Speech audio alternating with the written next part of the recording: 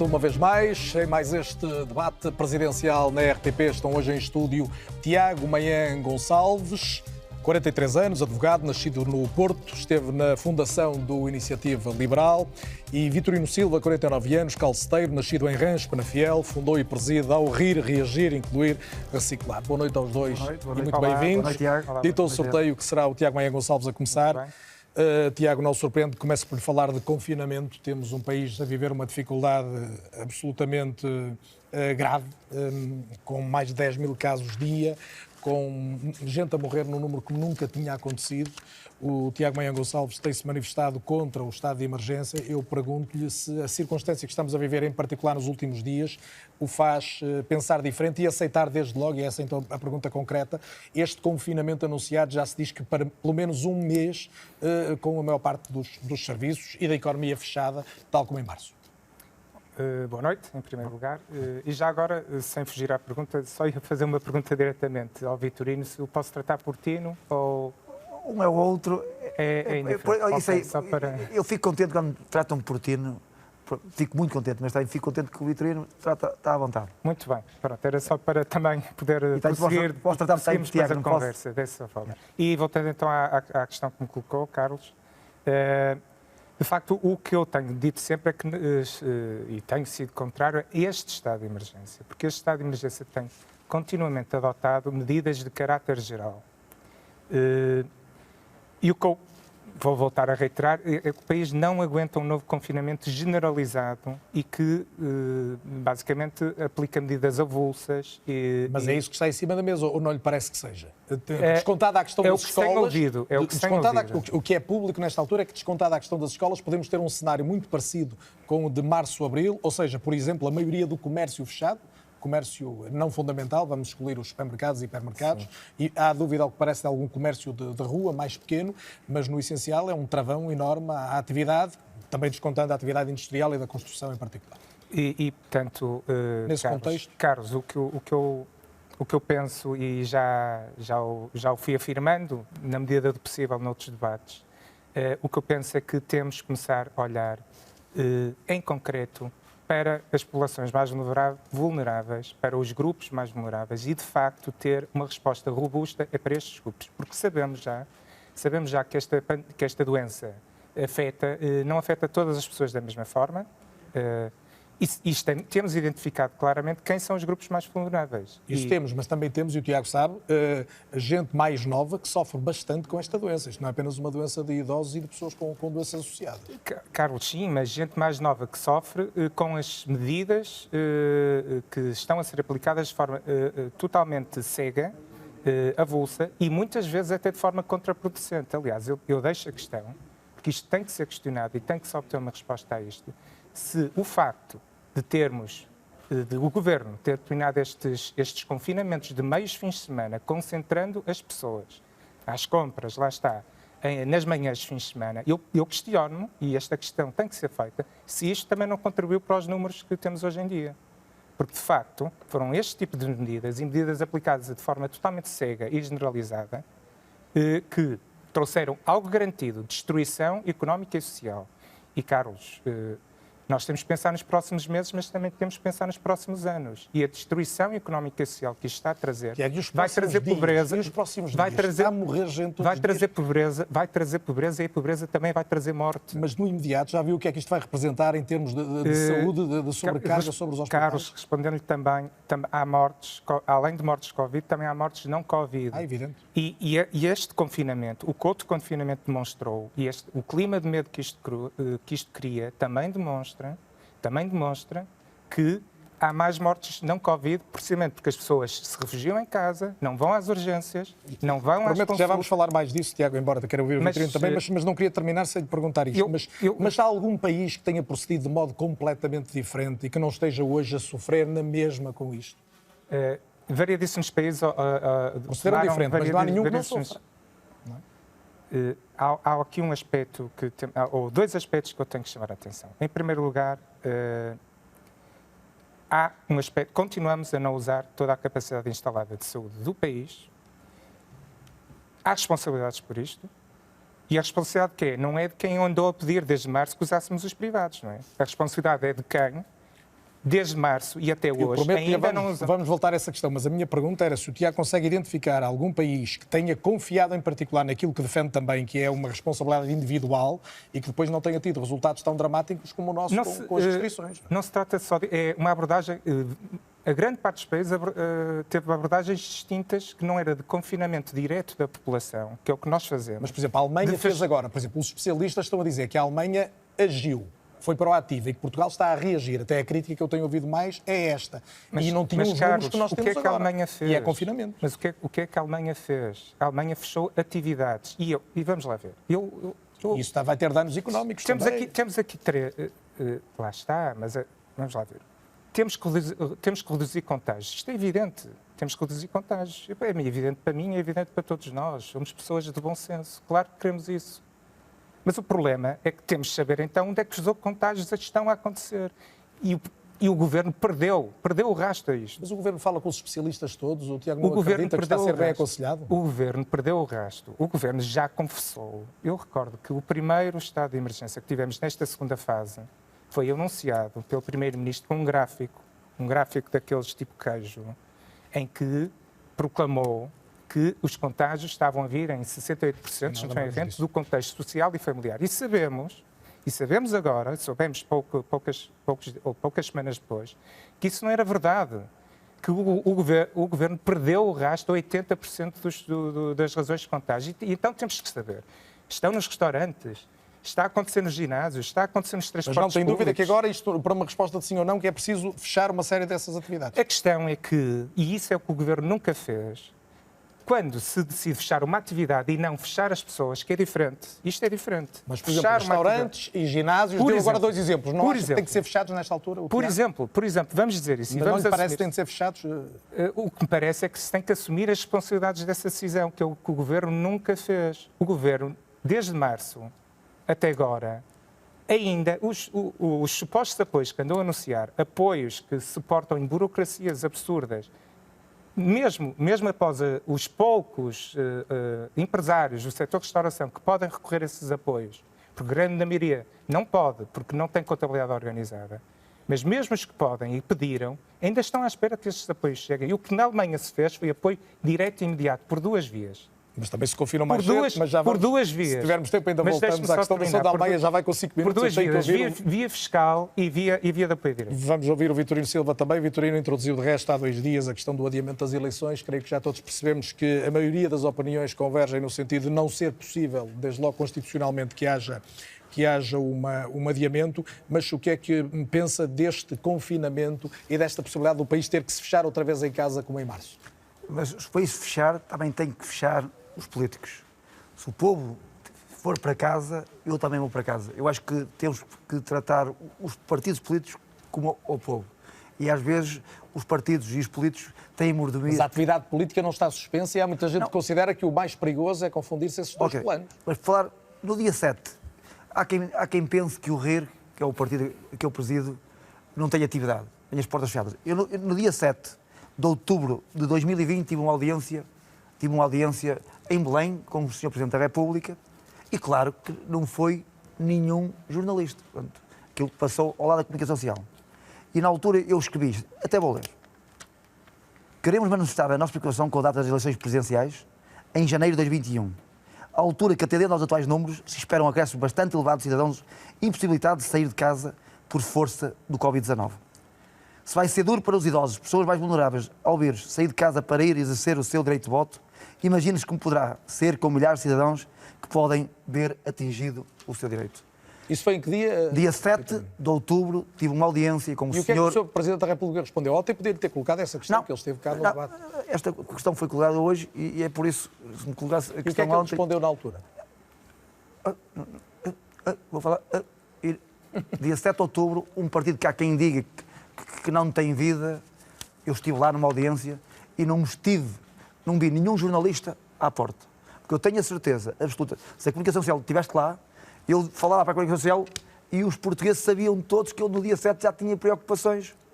Mas nenhum de nós ignora que muita gente preocupada existiu no país ao longo dos últimos meses. A questão é que nós, de repente, e a seguir ao período festivo, estamos com mais de 10 mil casos por dia de novas infecções e hoje batemos o trágico recorde de 118 mortes no país.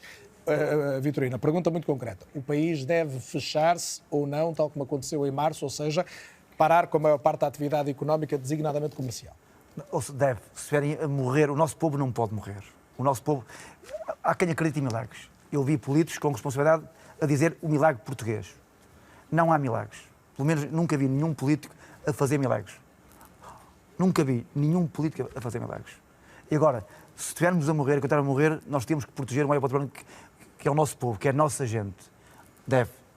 Mas depois há a questão económica, de que falava o Tiago Maia Gonçalves há pouco. Nós perdemos 100 mil empregos, dados repetidos pelo Governo, com um mês de encerramento do país nestes termos. Estamos à beira de uma situação idêntica, com exceção das escolas. O país aguenta voltar a perder dezenas ou centenas de milhares de empregos? Nós tivemos 15 dias confinados, ok? Um pouco mais. Mas 15 dias. Eu não quero que o meu povo morra. Se for preciso, mas tem que ser todos. Parar todos ao mesmo tempo. Não é parar todos ao mesmo tempo. E foi isso que não aconteceu em março. Sem sairmos da saúde, de Tiago Maia Gonçalves, tem falado muitas vezes do preconceito ideológico e há pouco já tocou na questão da ausência de recurso aos privados. O Tiago não tem também um preconceito um bocado inverso, ou seja, tudo o que de mal aconteceu na pandemia foi por ausência de recurso aos privados? Não é uma questão de preconceito. Vamos lá ver. Quem é que garante o acesso universal aos cuidados de saúde? Somos nós, somos os portugueses que, pagando como contribuintes ao Estado, quem garante é o Estado, exigimos... mas quem financia são os contribuintes. Pois, mas o Estado o que é? O Estado depende única e exclusivamente de nós, de todos nós que pagamos impostos, para ter as suas receitas e, portanto, tem que usá-las com eficiência, com boa gestão de dinheiros públicos. Isso não tem acontecido? Não tem acontecido. Na saúde em concreto? Não tem acontecido na saúde em concreto e quem paga, todos nós que pagamos, também temos o direito de poder ter a liberdade de escolha depois de como esse serviço vai ser prestado. E é isso que eu estou a colocar.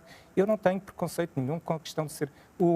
A existência de hospitais públicos é essencial no panorama do país. Mas recusa o SNS ou não como estruturante do sistema de saúde do país? Como é que eu posso recusar uma realidade evidente? Eu tenho que partir do país que tenho, Carlos Daniel. É evidente que a oferta de saúde do SNS, a chamada oferta exclusivamente pública, é estruturante no país que temos.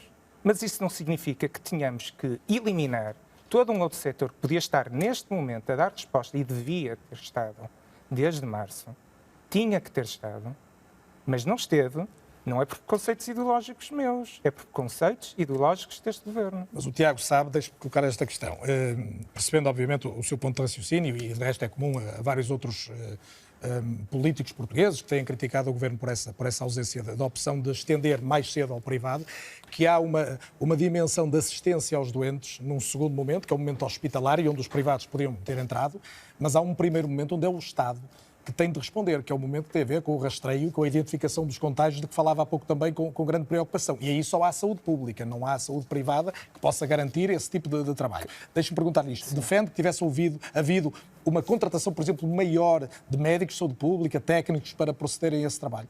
Sem dúvida, mas, Carlos, era impossível fazer esse rastreio sem privados, porque os testes fazem-se com privados. E fizeram-se. Os testes fizeram-se. Portanto, era essencial e foi essencial... Mas quem segue as cadeias de contágio de que falava há pouco e que o governo perdeu um pouco o fio à meada a determinado momento, aí é a saúde pública. Pronto, como eu estava a dizer, Carlos. Portanto, está demonstrado com o que me acaba de referir que é essencial o papel dos privados, porque testes em Portugal, e aliás em todos os países europeus, só se fazem em privados. São os privados que garantem isso. Mas aí o governo contratualizou com os privados. Aí o governo é um trabalho essencial, não haja dúvida. Contratualizou o governo com os privados. Pois claro, mas quem é que anda a testar? Se nós temos um Serviço Nacional, se nós temos um conceito de Serviço Nacional de Saúde que só pode ser público, claro que, na minha perspectiva, a resposta poderia ter sido outra, poderia estar a ocorrer em privados se o utente de saúde estivesse a ir ao hospital privado, mas nós não temos esse sistema, nós não temos o sistema que existe na Alemanha. Já lhe vou pedir para explicar um pouco melhor qual é a sua proposta, mas o Tiago não tem dúvidas, ou pelo menos tem a convicção, de que hoje estaríamos a lamentar a morte de menos pessoas se isso tivesse acontecido? Estou absolutamente convicto. Quais são os indícios que tem para dizer isso? Os indícios é fazer a comparação com o que se passou na generalidade dos países europeus, que têm mortes Covid, têm um grande problema, mas não têm este problema de mortes não Covid, não na dimensão que temos. O que nós temos em Portugal é absolutamente inédito, não diria inédito, eu penso que em outros países, mas poucos mais, como Itália, Espanha, também terá ocorrido. Não quero agora ser desonesto, mas creio que não ocorreu sequer ao nível que atingiu aqui, mas não vou fazer esta afirmação, mas vou fazer a seguinte, vou fazer a seguinte afirmação, porque esta sim é clara e verdadeira. Na generalidade dos países europeus, isto não ocorreu. As mortes não Covid, na dimensão que nós tivemos, não ocorreu. O excesso, claro, estamos a falar do excesso em comparação com o que seria um ano normal, digamos. Vitorino Silva, nós começamos nesta pandemia por nos assustarmos muito com aquelas imagens que vimos de Itália e por março do ano passado, em particular da região da Lombardia, onde de repente os serviços de saúde não tinham de facto capacidade para responder. Quando vemos os números a galoparem desta maneira em Portugal, tem medo de uma situação dessas ou ainda lhe parece que é possível ter recursos, seja no SNS ou com recursos aos privados, para evitarmos esse dano? Todos nós vimos aquelas imagens em que os médicos tinham que escolher havia quem é que iam tratar, não é? E quantos morreram por falta de assistência porque não havia médicos. Claro que o Estado não pode inventar médicos, nem inventadores, mas pode criar, Você viram os hospitais de campanha? Montaram-nos, exigiram às câmaras licenças caríssimas e depois... No Porto e em todo o país, e depois levantarem outra vez. Porquê é que tiveram tanta pressa em nos levantar? Não podiam sequer ao menos precaver-se e dizer pode vir uma segunda vaga, pode vir uma terceira vaga, que vamos montar agora outra vez. Porquê é que mandam? Havia hospitais, acho que julgo em Soure, completamente equipado, e o Estado não o deixou abrir, não lhe dava a licença. Em Soure, foi na zona de Coimbra, o Estado também tem que... Primeiro, as pessoas, se os hospitais públicos não chegam, os privados. Mas não é agora, era logo de início. Está a ver? Logo de início. Mas o que o Governo foi dizendo foi que não era necessário, que ia recorrer quando precisasse. Mas o importante é antecipar. Agora, governar e eu acho que pensou-se muito no se. Mas o Vitorino, e é evidente que gostava de ouvir a sua opinião também, defende um Serviço Nacional de Saúde público, universal e, como está na Constituição, tendencialmente gratuito, ou defende que haja uma maior participação da atividade privada e social, convém dizer social também, na prestação de cuidados de saúde no país?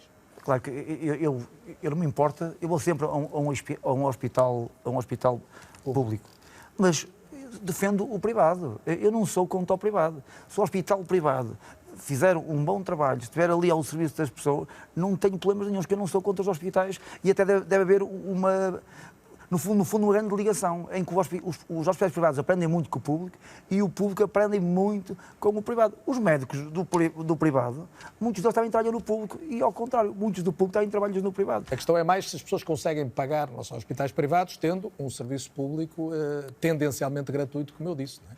A questão é da opção das pessoas. Há pessoas que podem pagar, há outras pessoas que não podem pagar. Tem que se ver bem quem pode e quem não pode. Porque há pessoas que podem morrer porque não têm 10 euros, mas 10 euros para pagar de licença. Ou da taxa moderadora. Há muita gente que não tem 10 euros, há muita gente que não tem 10 euros para comer uma sopa. O Vitorino está aqui a tocar, Tiago Maia, num dos pontos da sua argumentação para nos sugerir uma outra ideia de sistema de saúde para o país. A pergunta é, consegue que quem tem menos dinheiro seja assistido seguramente nessa outra proposta? A questão é mesmo essa, e vamos desmistificar aqui uma coisa, Carlos. A proposta que eu estou a fazer é de acesso universal aos cuidados de saúde para todos. Portanto, para quem não tem recursos financeiros para pagar uma consulta, um diagnóstico ou uma cirurgia. É evidente. É o que existe na Alemanha e na generalidade dos países europeus. Eu tenho a noção de como é que funciona, mas... O financiamento o financiamento É feito às pessoas? é feito via utente de saúde e não... Qual é o retrato agora? O retrato agora é o Estado está na Constituição que tem que garantir o acesso universal aos cuidados de saúde e tendencialmente... Como Presidente queria mudar isso ou não pensava Não, nisso? o sistema que eu proponho é totalmente constitucional, reflete-se, está ali refletido naquele artigo, está perfeitamente refletido, não afeta em nada isso. É um sistema diferente, uma concepção diferente. O financiamento é que não tem que ser. O que é que o Estado faz agora? O Estado acha que para nos dar saúde a nós todos, para nós podermos ter acesso a uma consulta, a uma cirurgia, não nos financia. O que o Estado acha que tem que Como nos cobra ser impostos, dono... fornece o serviço. Não, mas não nos pouco. financia... Está bem, o Estado cobra impostos a toda a gente, tem um orçamento... Já começou por dizer, e bem, nós é que financiamos, no fundo, o Serviço Sim, Nacional nós, de Saúde. mas Portanto, mal era que nos fossem cobrar ainda no fim disso. Claro que sim, mas, Carlos, se eu puder com certeza, explicar do pode, princípio por isso ao é que fiz a fim... pergunta. Exatamente, então, explicando do princípio ao fim. O que é que o Estado faz agora? O Estado, em vez de... Eu podia não ter recursos. Posso chegar até esse ponto, não sei, que a vida Pode acontecer a qualquer um, claro. Pode acontecer a qualquer um. Eu podia não ter recursos.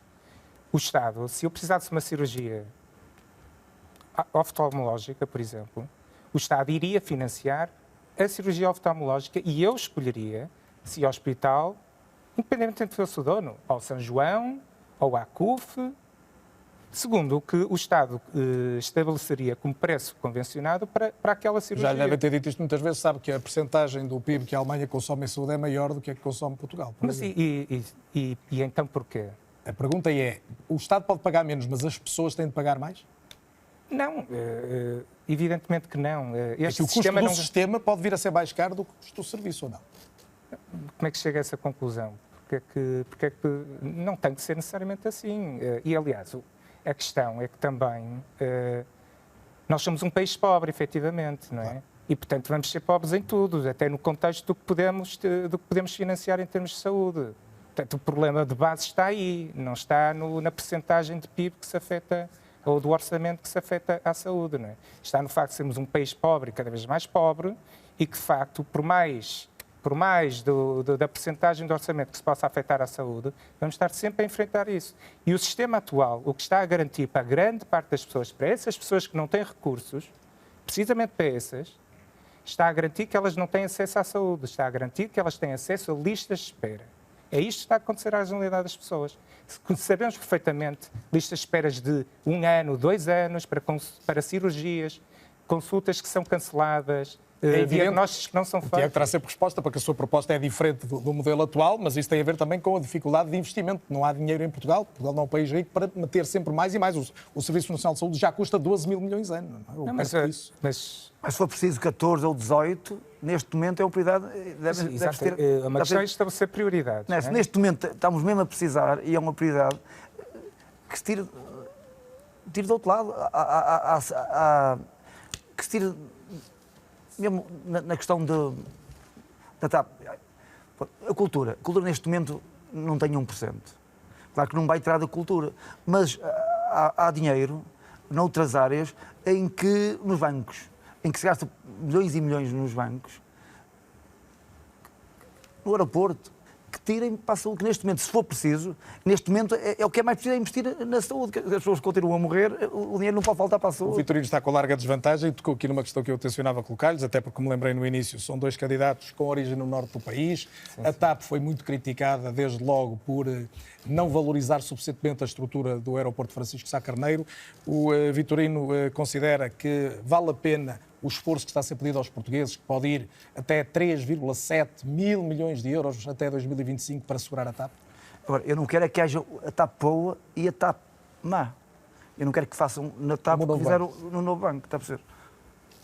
Mas é a favor que o Estado gaste este dinheiro para que a TAP não vá à falência? Da TAP. Agora, sou a favor da construção da TAP e organizar melhor a TAP. Agora, que não dividam a TAP em 2, em TAP boa e TAP má. E a TAP é crucial para o desenvolvimento do norte do país, por exemplo, para nortear o país, como dizia ontem no final do nosso debate. Claro que é muito importante. Porto e o Algarve e também Madeira e os Açores. Tem cumprido esse papel? Não tem. A TAP não tem levado muito a sério o Porto. O Porto, quer não queira, tem gente que parte para todo o mundo. Porque é que às vezes as pessoas do Porto têm que vir para Lisboa apanhar quando o avião já está a sair no Porto. Por isso é que a Ryanair tem feito muito mais pelo Porto do que a própria TAP, que é de Lisboa. E a Ryanair não é portuguesa. A Ryanair fez muito mais pelo Porto do que a TAP, que é de Lisboa. E o Vitorino, genericamente, preferia a TAP pública nas mãos do Estado, onde está nesta altura, até por força do que aconteceu recentemente, ou privado? Pública, mas com bons gestores.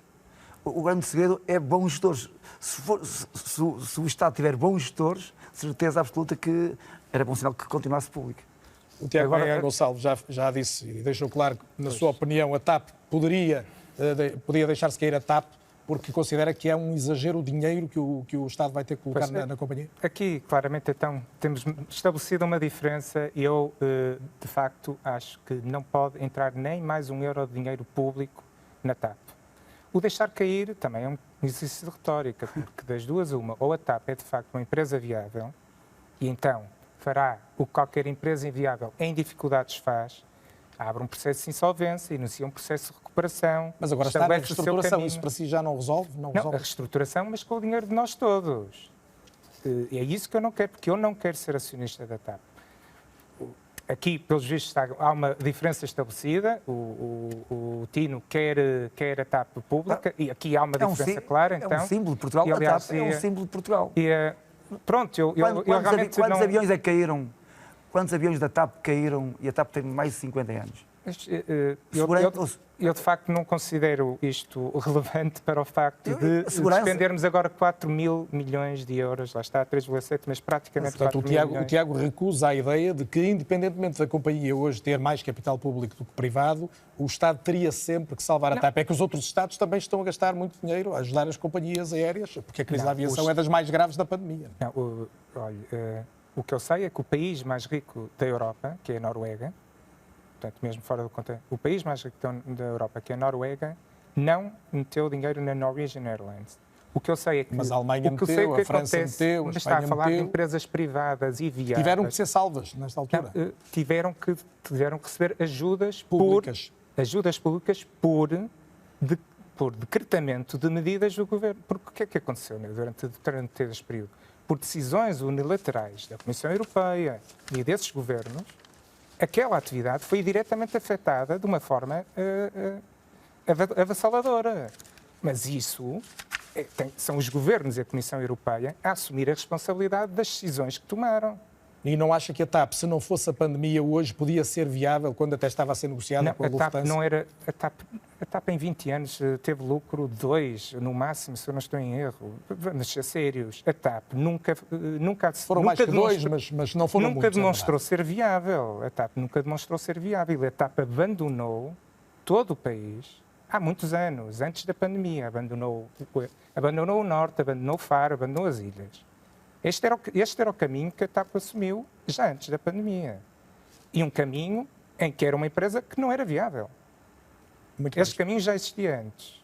E referiu as ajudas europeias, e a verdade é que a ajuda que a TAP está a receber é totalmente fora do quadro que todas as outras companhias aéreas estão a receber, precisamente pelo que lhe referi. Porque o quadro foi de viabilidade... Uma empresa que tinha resultados eram negativos e não pôde entrar na ajuda Covid. Sabe que é por isso. Isso é leitura precisamente, fácil. Então, porque o quadro de viabilidade de todas as outras empresas que receberam essas ajudas é um quadro de viabilidade viável. O debate era interessante, até porque íamos discutir como é que foi a gestão privada, pública da TAP, mas obviamente não temos tempo, nem é esse o contexto, é de um debate. O Vitorino vai terminar o debate hoje fatalmente com alguma desvantagem no tempo, mas eu tenho as perguntas finais e a primeira é para o Tiago. Na última pergunta, o Vitorino ainda para acrescentar alguma coisa que tenha vontade de dizer.